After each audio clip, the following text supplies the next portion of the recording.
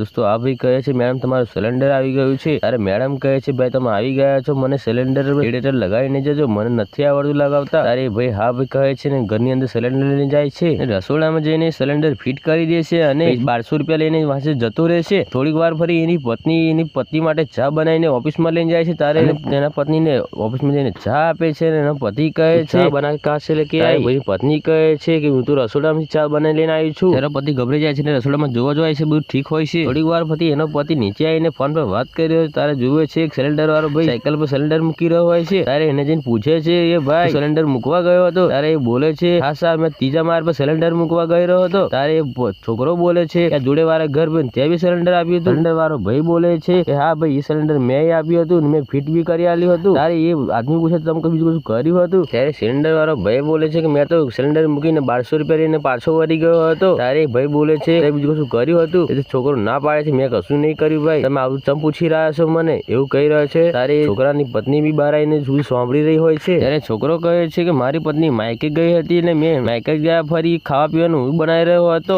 ને એક દિવસ મારા ભૂલથી મારે પાઇપ તૂટી જાય છે અને મારા નવરાશ ના હોવા કારણે એ પાઇપ રિપેરિંગ નહીં કરાતી અને મારા ખાવા પીવાનું સામાન હું બહારથી લાવી દેતો હતો ને એવું કહી રહ્યો છે. અને કહે છે ભાઈ સુબર મારી પત્ની ઘરે આવી હતી ને મને લાગ્યું આજે રિપેરિંગ કરાવી દઈશ પણ આજે બી હું ભૂલી ગયો ને મને મારી પત્નીએ ચા મૂકીને પીવડાવ્યો. ત્યારે મેં પૂછ્યું કે તું ચા કઈથી બનાવી લાવી? ત્યારે મારી પત્ની કહે છે કે હું ગેસનો બોટલ એક ભાઈ મૂકી ગયા. ત્યારે હું ગભરાઈ ગયો અને રસોડામાં જોવા માટે ગયો, તમે પાઇપલાઇન ફિટ કરી હતી. આગા ભાઈ સાથે જે થયું જોતા પહેલા હે અંબે માતા આ વિડીયોને લાઈક કરે, ચેનલને સબસ્ક્રાઇબ કરે, એના ઘરમાં ધનની કમી હશે અને કોમેન્ટમાં જય માતાજી જરૂરથી લખીને જજો. ત્યારે આ છોકરો આ છોકરાને કામથી બહુ ખુશ થઈ જાય છે ને છોકરાને કહે છે આજે તમને હું ઇનામ આપીશ. એ ગુજામાં હાથ નાખીને 5000 રૂપિયા કાઢે છે ને છોકરાને 5000 રૂપિયા આપવા લાગે છે. છોકરો